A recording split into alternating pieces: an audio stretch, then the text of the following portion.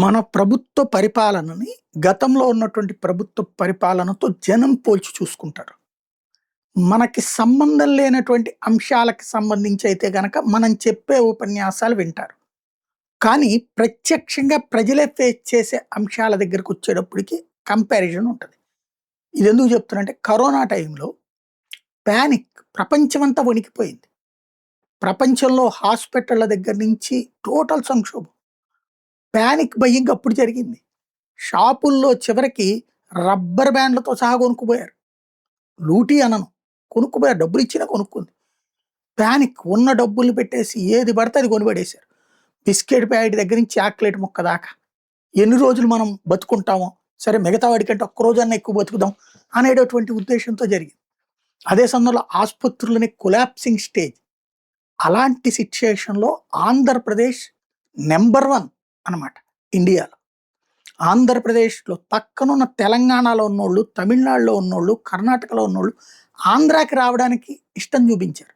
ఎందుకంటే ఒక systematic all private hospitals hand over చేసుకున్నారు. ఒక సిస్టమాటిక్ విధానాన్ని తీసుకొచ్చారు. అలాగే ఇళ్ళ దగ్గరికి సరుకులు తీసుకొచ్చి ఇచ్చారు. అలాగే డబ్బులు అకౌంట్‌లో పడేటట్టు చేశారు. అంటే ఒక ప్రపంచ సంక్షోభాన్ని ఒక అద్భుతమైనటువంటి మేనేజ్మెంట్ చేశారు. అది చూశారు జనం. 100 ఏళ్ల క్రితం జరగలా. ఈడ్చిపెడితే అంతే.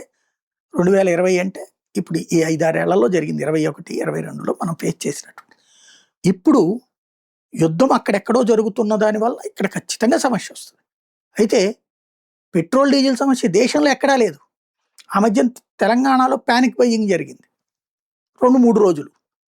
మీడియా హడావిడి దానివల్ల జరిగింది. మీడియా హడావిడి వల్ల ఇవి జరుగుతుంటాయి. మీడియా ఎప్పుడైతే కొరతని బిగిన్ చేస్తుందో, ఒక చోట చూసి రెండో వాడరే నా ట్యాంక్ వరకు ముందు ఫుల్ చేయించుకోవడం బెటర్‌రా, లేకపోతే ఒక డబ్బాలో తీసుకొద్దాంరా అని బిగిన్ అవుతారు. అట్టట్టట్టట్ట అందరూ అదే రూట్‌లోకి వెళ్ళేటప్పటికి ఒక ట్యాంకర్ అవ్వాల్సిన చోట 5 ట్యాంకర్లు నిండితే ఏమైపోతుంది? క్రైసిస్ అయిపోతుంది. అది కంట్రోల్ చేయగలగాల. ఇప్పుడు 3 రోజులు అయిపోయింది రాష్ట్రంలో పానిక్ బయ్యింగ్. ఇది ఇప్పుడు ఏమైపోతున్నది? రైతులు అతిగా భయపడుతున్నారు.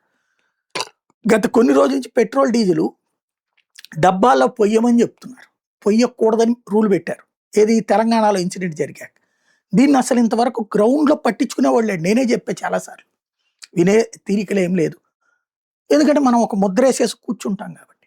పాయింట్ ఏంటంటే గత 10, 15 రోజుల తర్వాత హైదరాబాద్‌లో అప్పుడు జరిగింది కదా! ఆ టైప్‌లో అప్పటినుంచి కూడా ఇక్కడ బాటిళ్లల్లో, డబ్బాల్లో పొయ్యట్లా. ఇప్పుడు రైతులకి ట్రాక్టర్‌లో పోయించుకోవడం ఓకే. వాళ్ళ మోటార్లు వాటిట్లో ఎట్లా పోసుకొస్తారు? ఆ మోటార్ తీసుకొచ్చి ఇక్కడ పోయించుకుంటారా? ఎలా సాధ్యమవుతది? ఆ పరిస్థితిలో వాళ్ళొస్తే వాళ్ళు పొయ్యకపోయేటప్పటికి ఏదో కొరత అంటారా బిగినయింది. దాంతో ట్యాంకులు ఫుల్ చేయించుకోవడం బిగినయింది. దాంతో 1 బై 1 ఏది చివరికి వెహికల్‌లో పోయించుకొని ఇంటి దగ్గరికి తీసుకెళ్ళి అందులో నుంచి ఆయిల్ తీసేసి మళ్ళీ వచ్చి నింపుకున్నోళ్ళు కూడా ఉన్నారు. ఇది అసలు పట్టించుకోలే గ్రౌండ్ లెవెల్‌లో ఏం జరుగుతుంది. ఇప్పుడు ఆ పానిక్ బయ్యింగ్ ఇంపాక్ట్ మొత్తం బోర్డులు, నో స్టాక్ బోర్డులు పెట్టుకోవాల్సొచ్చింది. ఇక్కడ సమస్యల్లో ఏంటంటే పరిష్కారానికి సంబంధించి గ్రౌండ్ రియాలిటీ చెప్పేవాళ్ళు బాబు గారి దగ్గర కరువవడం. అదే సందర్భంలో గ్రౌండ్ రియాలిటీ చెప్పేటటువంటి వాళ్ళని శత్రువులుగా చూపెడుతూ బాబు గారిని మోసం చేస్తూ ఉండటం సాగుతోంది. దీనికి పరిష్కారం ఏంటి అన్నటువంటిది ఇప్పుడేమిటి ఈ పరిస్థితి 3, 4 రోజులు అంటే సహజంగా వాళ్ళు ఆటోమేటిక్‌గా ఇప్పుడు దీని ఇంపాక్ట్ ఎట్టుంటదంటే 1 బై 1 లింక్డ్. పెట్రోల్, డీజిల్ లేదు.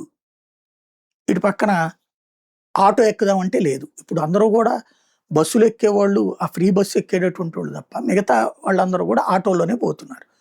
ఆటోల దగ్గర పెట్రోల్, డీజిల్ లేకపోతే ఆటో ఎట్ట నడుపుతాడు? ఆటో లేక వాడేం చేస్తాడు ఇప్పుడు? ఉన్న పెట్రోల్, డీజిల్‌తో రూ. 4 ఎక్కువ చెప్తాడు రేటు. అప్పుడు ఇవన్నీ ప్రజలకెళ్తది. బాధితులవుతారు. బాధితులయ్యే ప్రజలు ఎవరిని తిట్టుకుంటారు? ఇది ఆలోచించుకోవాల్సిన అంశం.